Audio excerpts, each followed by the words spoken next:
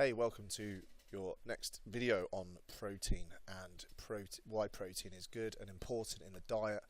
How protein doesn't make you instantly turn into Arnold Schwarzenegger, because a lot of people are generally pretty frightened when they start changing their diet, and a lot of people think that they're instantly going to turn into a bodybuilder just by consuming a single protein shake, which is obviously not the case.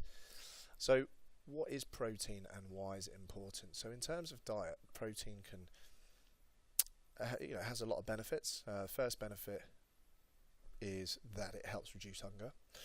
It's quite satiating. It's been stated that it's the most satiating of the macronutrients out of protein, fat and carbohydrate, which obviously when you are trying to diet, that's of quite a high importance. So for the most part, a lot of people don't seem to kind of worry about that. However, if those of you who want to build some lean tissue and build muscle, then it will aid that, and we'll go into that in a bit more detail going forward. So moving on, so the thermic effect of food can help actually expend another 100 calories per day for some people. So the thermic effect of food is basically how much energy you expend from just processing that food intake. And protein, it has a higher thermic effect than any of the other macronutrients. So again, it's another benefit to eating a high protein diet.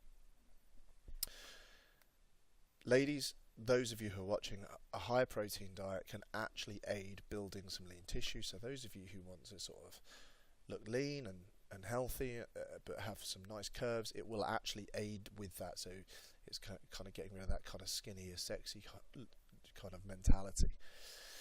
So studies have shown in women that just eating a high protein breakfast can reduce cravings and late night snacking. One study in overweight men showed that increasing protein by over 25% of calories reduced cravings by 60%, which is pretty important. So a lot of people have a few problems with cravings. They say that they're addicted to sugar and things like this, but for the most part it's because their diet is actually just a little bit all over the place. Now, increasing your protein intake can help alleviate that and can kind of break that snacking and craving cycle on the foods that potentially aren't going to help with fat loss or muscle gain.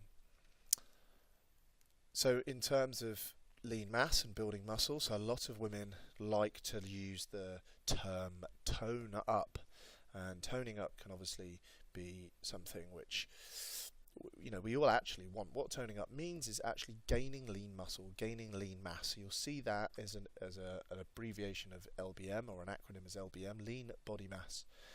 And if you want to gain lean mass, then it is really, really important that or gain tone, so losing body fat, is that we provide the body with the building blocks for that, and the building blocks for that are amino acids, which is the base form of protein. So you need to get that from your diet. So it's kind of essential, really, and a bit of a non-option. So protein sources are something which we're going to move on to, but I just want to quickly cover what else protein is good for. So yes, it's good for keeping you full. Yes, it's good for improving your body mass, but it's also good for the structural tissues of your body. So things like your skin, your eyes, your hair, your nails, your internal organs, all of these things tend not to get kind of looked at, and they get overlooked because most people just sign up to a coach or something just because they want to look better. But actually increasing your protein intake within the recommendations that are current can actually benefit you in many different ways. Now, internal organs require a certain amount of amino acids in the diet to kind of function and regenerate cells, and protein is the building block to do that. So making sure that we get the right amount of proteins is very important. So where do we find proteins from? So lean meats are probably the easiest place to find protein. So lean meats such as